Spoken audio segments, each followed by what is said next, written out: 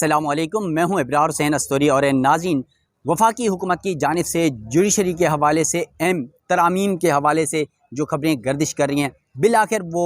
अपने मंतकी अंजाम तक पहुँचने के करीब आ चुकी हैं। ख़ास तौर पर एक ये भी तासुर दिया जा रहा है कि अदलिया पर हमला और तकसीम करने की हुकूमत ने बड़ी साजिश की है। इसका पोल इसलिए भी खुल गया है कि हुकूमत खुद सामने नहीं आई, मगर दो प्राइवेट मेंबरान बिल के ज़रिए, एक नून लीग के अपने ही मेंबर असम्बली हैं उनके ज़रिए और दूसरे JUI के मेंबर जो मौलाना फजल रहमान साहब के मेंबर हैं पार्लियामेंट के अंदर, उनके ज़रिए ये प्राइवेट मेंबर बिल लाया गया है। और यूँ लग रहा है शहबाज शरीफ, आसिफ जरदारी और मौलाना फजल रहमान का जो गठ जोड़ है उसके मुश्तरका जो बिल्ली है वो थैले से बाहर आ चुकी है।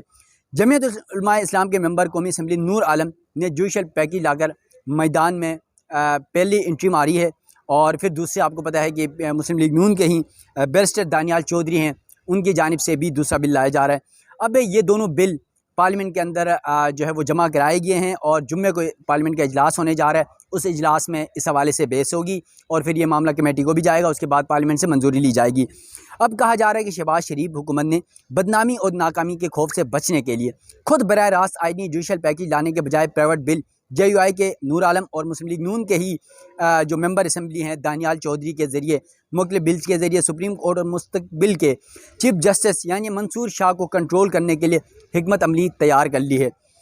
यह आइनी तरमीम कामयाब होती है या नाकाम, ये तो बस 2-3 दिन में पता चल ही जाएगा, क्योंकि आइनी तरमीम के लिए हुकूमत के पास मतलूबा जो तादाद नंबर गेम है वो फ़िलहाल पूरी नहीं है। उस हवाले से भी तुगदो की जा रही है। मुस्लिम लीग नून के अंदर भी इस मामले पर इख्तिलाफात हैं और मौलाना फजल रहमान, आपको पता है मैं पहले भी गुज़िश्ता रोज़ भी व्लॉग के अंदर ये कह चुका हूँ कि वो इस वक्त सिकंदर बन चुके हैं इस गेम के कि वो किसके साथ जाते हैं, अपोजिशन के साथ जाते हैं, हुकूमत के साथ जाते हैं। लेकिन नूर आलम जो उनके ही मेंबर असम्बली हैं, उनका जो मेंबर बिल है प्राइवेट मेंबर बिल, उसकी वजह से कुछ ज़्यादा शक व शुबहात बढ़ रहे हैं कि मौलाना फजल रहमान साहब भी शहबाज शरीफ और जरदारी की इस प्लानिंग का हिस्सा हैं। अब यहाँ पर नून लीग और पीपल्स पार्टी की जो इत्तेहादी हुकूमत ने अदलिया पर वार करने के लिए नूर आलम और दानियाल चौधरी के जरिए ईमानी तरमीम के बिल कौमी असम्बली में जमा करा दिया है। PTI को मकसूद नशस्तों से रोकने के लिए भी नया प्लान तरतीब दे दिया गया है। सुप्रीम कोर्ट के फैसले को रोकने के लिए ये प्लान सामने आ रहा है और कौमी असम्बली और सेनेट में मकसूद नशस्तों के हवाले से भी आइन के आर्टिकल 51 और 106 में तरमीम की जा रही है, जिसके तहत मकसूद नशस्तों की मौजूदा कौमी असम्बली और KP के असम्बली में PTI को फराहम की गई जो मकसूद नशस्तें थी वो रोकी जा सकें। और सुप्रीम कोर्ट के 12 जुलाई का जो फैसला है वो बेविकत हो जाएगा और फिर आइन के आर्टिकल 59 में तरमीम के ज़रिए खैबर पख्तूनख्वा असम्बली सेनेट की ताहाल खाली नशस्तों की बुनियाद पर 2/3 अक्सरियत की तादाद जो 96 के ऐवान में 64 बनती है, चाहे ऐवान के मेंबरान की तादाद पूरी ना हो, उससे कम करके 85 मेंबरान सेनेट की बुनियाद पर 57 की जा सके। और KP के से ऐवान बाला की 11 खाली नशस्तों से कौमी कानून साजी और जो आइनी तरमीम है उस पर तकनीकी एतराज़ न उठ सके। अब ये वफाकी हुकूमत की जानिब से पाकिस्तान तहरीक इंसाफ के जो मकसूद नशस्तें हैं उसको रोकने के लिए ये प्लान तरतीब दिया गया है। इसके अलावा वफाकी हुकूमत ने जस्टिस मंसूर अली शाह को मुस्तकबिल में चीफ जस्टिस बनने से रोकने या अगर वो बन भी जाते हैं तो उनके ऊपर कदगने लगाने के लिए प्लान तरतीब दिया है। इसके हवाले से आइन के आर्टिकल 177 में तरमीम के ज़रिए सुप्रीम कोर्ट में जजेस की तादाद बढ़ाने और जजेस की तकर्री बिलखुसूस इस आर्टिकल से आइन के आर्टिकल 175A हज़फ कराने की कोशिश की जाएगी, क्योंकि सदर ममलिकत आइन के आर्टिकल 175 के तहत सुप्रीम कोर्ट के सीनियर तरीन जज जो चीफ जस्टिस मुकर्रर करने के पाबंद हैं और ये पाबंदी आर्टिकल 177 से हज़फ कराकर जस्टिस मंसूर अली शाह का रास्ता रोकने की कोशिश की जाएगी। अब गुज़िश्ता रोज़ से ये खबरें गर्दिश कर रही हैं कि इस मेंबरान बिल में जो प्राइवेट मेंबरान बिल में हैं उसमें सुप्रीम कोर्ट की इस वक्त जो जजेस की तादाद है वो टोटल 17 है। ज़ेर अल्तवा मुकदमात आपको पता है 60,000 के करीब पहुँच चुके हैं। तो इस ज़ेर अल्तवा मुकदमात के इस झंझट से निकलने के लिए सुप्रीम कोर्ट में पाकिस्तान की तारीख में पहली बार 30 जजेस की तादाद करने के लिए कानून साजी की जा रही है। इसीलिए अहम तरमीमी प्राइवेट बिल की सूरत में ये सब कुछ मामला सामने लाया जा रहा है। और अगर justice Mansoor Ali Shah chief justice बन भी गए तो बुनियादी इंसानी हकूक़ के हवाले से जो आर्टिकल 184(3) में भी तरमीम करके आज खुद नोटिस के मामले में चीफ जस्टिस को मज़ीद पाबंदी आयद की जाएगी। यानी 184(3) का मुकदमा जो होता था वो बुनियादी इंसानी हकूक़ के मामले पर सुप्रीम कोर्ट आज खुद नोटिस लेती है। 184(3) का आपको पता है, उस आज खुद नोटिस के इख्तियार को रोकने की भी प्लानिंग की जाएगी ताकि कोई भी चीफ जस्टिस मुस्तकिल में 184(3) का इस्तेमाल करके अपने कोई भी इस तरह का मुकदमा हो या हुकूमत के खिलाफ हो या ऐसी चीज़ हो तो उससे रोका जा सके। इसके साथ साथ जो तरमीम लाई जा रही हैं उसमें हाई कोर्ट के जजेस की तकरीरी के ज़मन में आर्टिकल 193 और महतेत अदालतों पर हाई कोर्ट की निगरानी के हवाले से आइन के आर्टिकल 203 में भी तरमीम के साथ साथ सुप्रीम कोर्ट और हाई कोर्ट में सरकारी मुलाजमीन की तकरीरी के सुप्रीम कोर्ट और मुतल्लिका हाई कोर्ट के इख्तियारात जो आइन के आर्टिकल 208 में दर्ज हैं उसमें भी तरमीम की कोशिश की जा रही है ताकि आला अदलिया में हुकूमत मनपसंद अफराद को बतौर रजिस्ट्रार, एडिशनल रजिस्ट्रार और दीगर ओहदों पर भी तकर्री कर सके। इसी तरह तौहीन अदालत कानून में तरमीम की कोशिश भी की जा रही है ताकि सुप्रीम कोर्ट के 12 जुलाई के फैसले पर अमल दरामद न करने पर चीफ इलेक्शन कमिश्नर सुल्तान सिकंदर राजा और दीगर जो इलेक्शन कमीशन मेंबरान के खिलाफ मुमकिन तौहीन अदालत कार्रवाई से उन्हें बचाया जा सके। तौहीन अदालत की कार्रवाई के हवाले से गुज़िश्ता रोज़ मैंने व्लॉग किया था जहांजेब अब्बासी के साथ सुप्रीम कोर्ट के सीनियर सहाफ़ी एक्सप्रेस टीवी से, उन्होंने सारी तफसीलात रख दी थी कि ये मामला ये है कि हमेशा कहा जाता है सियासतदानों की जानिब से जब तौहीन अदालत लग सकती है तो फिर तौहीन पार्लियामेंट क्यों नहीं लग सकती है। तो इसलिए तौहीन अदालत के ज़रिए माजी में कई सियासतदानों के खिलाफ फैसले आए सुप्रीम कोर्ट से, उनको सज़ाएँ हुई, नाअहल हुए। तो इस बुनियाद पर सियासतदान ये समझते हैं कि जो अदालतें या चीफ जस्टिस होते हैं वो अपने इख्तियारात का इस्तेमाल करके तौहीन अदालत की कार्रवाई करके किसी के खिलाफ भी फैसले सुनाते हैं, तो इसको ख़त्म किया जाए। इसके अलावा सुप्रीम कोर्ट में जजेस की तादाद बढ़ाने का कानून में तरमीम का बिल भी पेश किए जाने का इम्कान है ताकि सुप्रीम कोर्ट में जज की तादाद बढ़ाकर किसी नए लार्जर बेंच की कहानी बनाकर पीटीआई को मखसूस नशस्तों के फैसले से को जो है वो बिल्डोज किया जा सके। यानी मैं पहले बता चुका हूँ कि 23 नशस्तें की जा रही हैं, 17 सुप्रीम कोर्ट में इस वक्त मौजूदा तादाद होती है टोटल, तो उसको बढ़ाकर 23 करने जा रहे हैं। इसका नेगेटिव देखें, कुछ जो तजज़ियाकार हैं या जो वकला हैं, साफ़ी हैं, उसको कुछ नेगेटिव लेते हैं, लेकिन पॉजिटिव चीज़ ये है कि सुप्रीम कोर्ट के अंदर ज़ेर अल्तवा मुकदमात है उसका बर्डन कम हो जाएगा।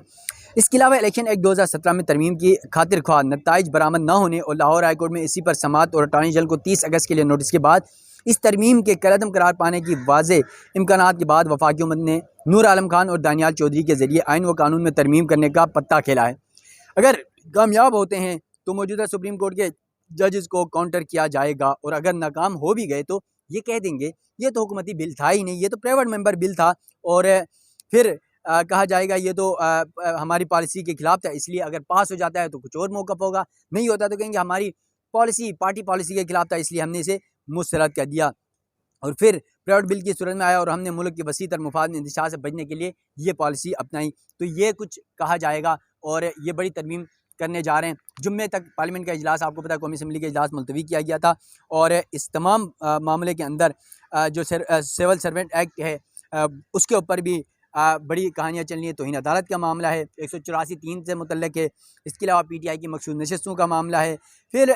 जो है दीगर मामलात पर सुप्रीम कोर्ट के जजेस की तैनाती के तरीक़ाकार के ऊपर कि किस तरह चीफ जस्टिस की तैनाती होगी, चीफ जस्टिस को एक्सटेंशन होगी नहीं होनी काजी फायद ईसा साहब को, और फिर क्योंकि काजी फायद ईसा साहब खुद ये कह चुके हैं कि उन्होंने एक्सटेंशन नहीं लेना, वज़ीर कानून और आज़म नज़ीर तारड़, उसके अलावा अटॉर्नी जनरल मंसूर उस्मान ऐवान को बुलाकर उन्होंने हमारे सामने बात की काजी फायद ईसा साहब ने कि इस हवाले से मैं उनको ये कह चुका हूँ कि मैंने कोई एक्सटेंशन नहीं लेना। लेकिन ये एक शक व शुबा या तासुर इस वक्त भी मौजूद है। बज़ार खुद मेरी अपनी ये भी राय है कि चीफ जस्टिस काजी फायद ईसा साहब हमेशा अपने अदालती फैसलों के ऊपर, रिमार्क के ऊपर, और जब हम आम नॉर्मल लाइफ में भी बैठ के उनसे जब गुफ्तगू कर रहे होते हैं तो वो कहते हैं कि सबसे पार्लियामेंट जो है वो सुप्रीम इदारा है मुल्क का, और पार्लियामेंट की गई हर कानून साजी फ़ाइनल होती है और उस पर कोई इदारा इनकार नहीं कर सकता। अगर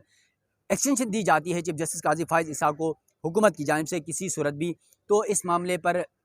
काजी फायद ईसा साहब कह देंगे देखिए मैंने तो मना कर दिया था, लेकिन अब पार्लियामेंट का फ़ैसला है और पार्लियामेंट सुप्रीम है, पार्लियामेंट का फ़ैसला सर आँखों पर है, तो वो उस फैसले को इस तरह बल्कि हुकूमत के ऊपर ये कहानी डालकर वो एक्सेप्ट करेंगे और एक्सटेंशन ले लेंगे। लेकिन वो मना कर चुके हैं और फिर कुछ मामलात पे आपको पता है ये जब कानून साजी हो रही थी तो वज़ीर कानून आज़म नज़ीर तारड़ और अटॉर्नी जनरल मंसूर उस्मान ऐवान ने चीफ जस्टिस काजी फायद ईसा से मुलाकात की थी और उस मुलाकात में उन्होंने कहा था कि इस पर हमें आपकी कानूनी राय चाहिए, मावनत चाहिए, जिस पर चीफ जस्टिस काजी फायद ईसा ने दो टोक उन दोनों को कहा था देखिए मेरा अब टेन्योर कम रह गया है, आप जाके अगले जो चीफ जस्टिस जिन्होंने बनना है 3 साल के लिए, मंसूर शाह साहब, तो आप जाके उनसे मशावरत करें, उनसे इस हवाले से रहनुमाई लें, वो आपको बेहतर बता सकते हैं। तो फिर अटॉर्नी जनरल और वज़ीर कानून ने जाकर जस्टिस मंसूर शाह साहब से जो अगले चीफ जस्टिस बनने हैं उनसे मुलाकात भी की। अब इस हवाले से कुछ और भी खबरें गर्दिश कर रही हैं जुडिशल पैकेज के हवाले से कि हो सकता है कि जिस तरह हाई कोर्ट्स के अंदर 3 जजेस का पैनल बनाकर, जिस तरह लाहौर हाई कोर्ट और सिंध हाई कोर्ट में किया गया, जजेस की तैनाती, चीफ जस्टिस की तैनाती अमल में लाई गई। सुप्रीम कोर्ट के लिए जजेस की तैनाती 3 सीनियर जजेस पर मुश्तमिल लाई गई। तो इसी तरह चीफ जस्टिस सुप्रीम कोर्ट के लिए भी ये एक तरीक़ाकार करने की प्लानिंग भी चल रही है कि शायद 3 जजेस सीनियर होंगे या सीनियर 5 जजेस होंगे, उनमें से किसी का भी नाम हुकूमत दे सकती है। अगर ये हो जाता है, जैसे सुप्रीम कोर्ट और हाई कोर्ट्स में माजी में तो अब तक जो एक रवायत थी कि जो भी सीनियर जज है, आइन के अंदर लिखा हुआ है, जो भी सीनियर जज होता है वो चीफ जस्टिस बनता है। तो हाई कोर्ट में तो उन्होंने पहले कर दिया था, अब सुप्रीम कोर्ट में भी ये प्लानिंग ला रही। इससे नुकसान क्या होगा? इससे नुकसान ये होगा, कोई भी हुकूमत आएगी वो अपनी मर्जी का जज लाएगी और फिर जज भी अपने लिए इसमें प्लानिंग्स करेंगे। फिर आपको पता है चापलूसी भी करनी पड़ेगी। फिर जो भी हुकूमत होगी उसके शायद जायज़ व नाजायज़ अदालती मामलात के ऊपर, फैसलों के ऊपर शायद इंटरफेयर भी हो जाएगा। तो शायद अदलिया इस पर तकसीम भी हो जाएगी और अदलिया पर प्रेशर भी होगा और फिर हर जज इंसाफ पर फैसले करने के बजाय हुकूमत के लिए मनपसंद फैसले भी शायद मुमकिन तौर पर कर सकते हैं। तो ये खदशात का इजहार भी किया जा रहा है। तो देखते हैं जुम्मे के दिन पार्लियामेंट में कौमी असम्बली का इजलास होने जाएगा, इसमें ये तमाम तर मामलात सामने आएंगे और फिर जो बिल्ली थैले से बाहर आ चुकी है उसमें मज़ीद क्या कुछ आता है जुडिशरी के हवाले से, क्योंकि इस वक्त हुकूमत ये समझती है कि चीफ जस्टिस काजी फैसला जाते हैं तो जस्टिस मंसूर शाह साहब शायद पीटीआई की मखसूस नशिस्तों के फैसले के बाद उनके लिए मुश्किलात खड़ी कर सकती हैं, तो उनका रास्ता रोकने की भी नाकाम कोशिश की जा रही है। लेकिन काजी फैसला साहब बारहा ये कह चुके हैं कि उन्होंने एक्सटेंशन नहीं लेना है और वो अपनी मुद्दत मुलाजमत पूरी करके घर जाएंगे। तो अब देखते हैं हुकूमत क्या करने जा रही है। सुप्रीम कोर्ट ऑफ पाकिस्तान से इब्रार हुसैन अस्सरी को दीजिएगा इजाज़त। अल्लाह हाफिज़।